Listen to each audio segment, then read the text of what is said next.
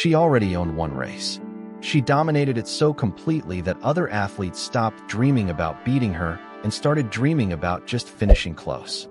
And then, at the peak of her power, at the top of the world, she walked away from it all and said, "I want to start over." This is the story of Femke Bol, the most fearless athlete in track and field right now, and why what she is doing in 2026 might go down as one of the boldest moves in the history of the sport. Let that sink in for a second. You are the best in the world. You have the records. You have the medals. You have the fans chanting your name. And you look at all of it and say, "Not enough. I want more. I want harder. I want a new mountain to climb." That is not normal. That is not what most athletes do.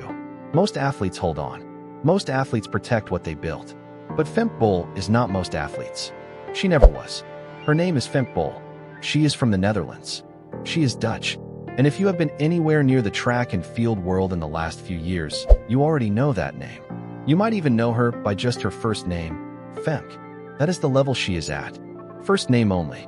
Like Serena. Like Usain. Just Femke.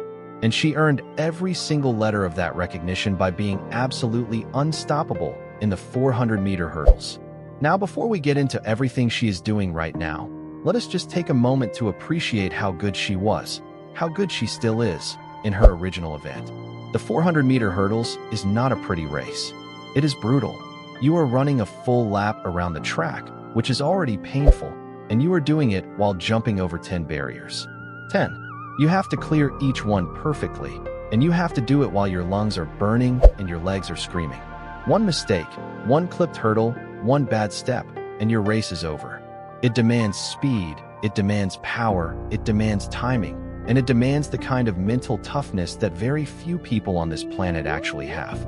Femke has all of it, and for years, she brought every single piece of it to the track and just crushed the competition. Race after race, season after season.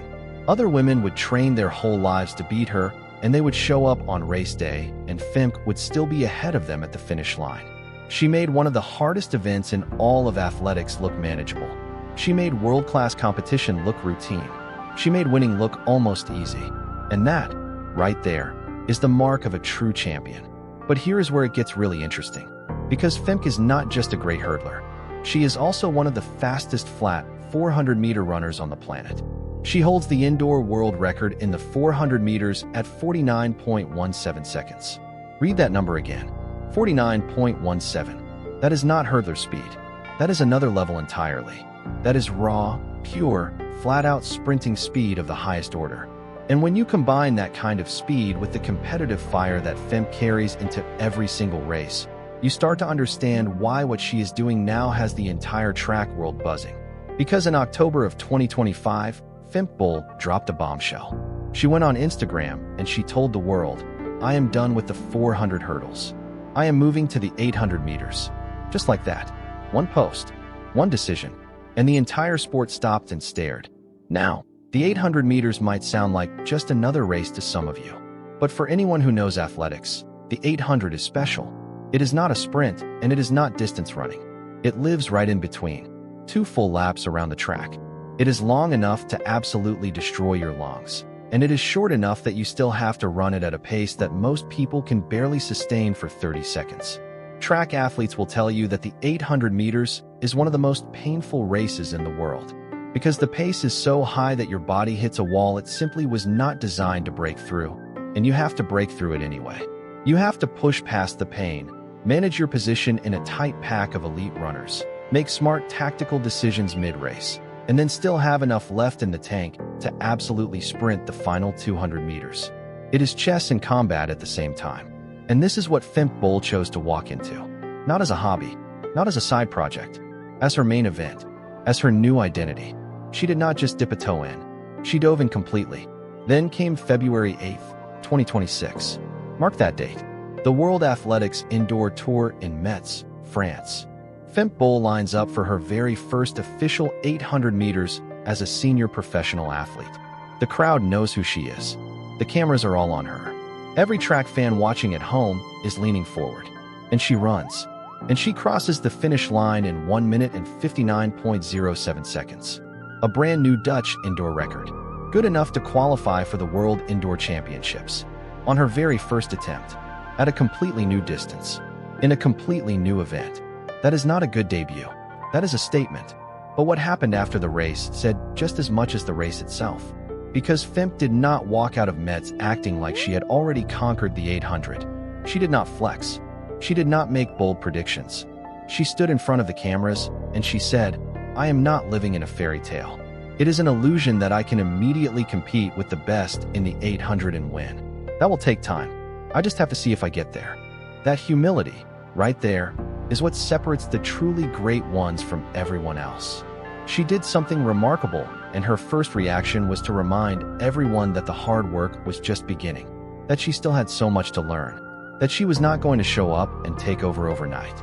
That kind of self-awareness, that kind of groundedness, it only makes you root for her harder. And she has been proving it step by step, race by race. Every time she lines up, she is learning something new. The 800 is a very different beast from the 400 hurdles. In the hurdles, you control your own race. You know where the barriers are. You know your stride pattern. You prepare for every moment. But in the 800, you are running in a pack with other elite athletes who have spent their entire careers in this event. They know how to box you in. They know how to surge at the right moment. They know how to sit on your shoulder and use your energy against you. They know the game. Femke is still learning the game, and she is doing it in front of the whole world. Which brings us to the Ostrava Golden Spike meet, one of the most prestigious outdoor athletics events on the calendar. This was Femke's very first outdoor 800 meters. The stakes were high. The competition was elite. And Swiss star Audrey Werro, one of the best 800-meter runners on the planet, pulled away to take the win. Femke finished behind her. But here is the thing. Femke still set a massive personal best. She was not just competitive. She was growing. In real time. In front of everyone. Even in a tough race where she did not win, she came out faster than she had ever been before. That is the story, not the loss. The growth. Now let us talk about the competition she is walking into, because it is important to understand just how loaded the 800-meter event is right now. Kelly Hodgkinson, Audrey Werro. These are not just good athletes. These are generational talents who have poured everything into the 800 meters. Hodgkinson, the British star, has been one of the best in the world for years. She is technically brilliant and mentally ferocious. Werro, the Swiss runner, is young, explosive, and getting better every single time she races. These women are not going to step aside just because a superstar from another event has shown up. They will make Femke earn every centimeter. And that is exactly what makes this so compelling. Because Femke brings something to this event that nobody else has. She brings that 49-second flat, 400-meter speed. She brings a finishing kick that, when fully developed for the 800, could be terrifying. Think about it. If she can get through the first lap and a half efficiently, and then unleash that sprint speed in the final 200 meters, she could be almost impossible to beat. That is the potential. That is the ceiling. And the best 800-meter runners in the world know it. They are watching her develop in real time, and they are making mental notes. The rest of the 2026 outdoor season is where this all starts to get very serious. Femke is expected to keep racing. The FBK Games in Hengelo is one of the events on the horizon, and that race will be at home, in the Netherlands, where her fans will pack the stands and chant her name and give her that electricity that only a home crowd can provide. That race will be something special. Every race between now and the end of the season is a chance for her to drop more time, build more experience, and close the gap on the best runners in the world. The questions are piling up. Will she break the Dutch outdoor 800 record? Will she go under 158? Will she win a major race before the outdoor season ends? Will she look back on the 400 hurdles as just chapter 1? Nobody has the answers. And that is exactly what makes this so addictive to watch. There are two schools of thought among track fans right now. The first group believes that Femke's speed is simply too good. They think that once she finishes learning the tactical side of the 800, once she masters the pack racing and the pacing and the late surge, she is going to start winning races that nobody else can touch. They think her ceiling in this event is higher than anyone currently running it. They think she is going to shock the world before this season is over. The second group says patience.